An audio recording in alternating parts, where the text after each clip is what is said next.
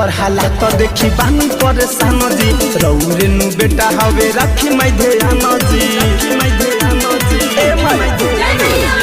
कर हालात देखी बानी परेशान जी रौरे नु बेटा हवे राखी माई ध्यान जी देखलो ना जहाता ना सहलो सहाता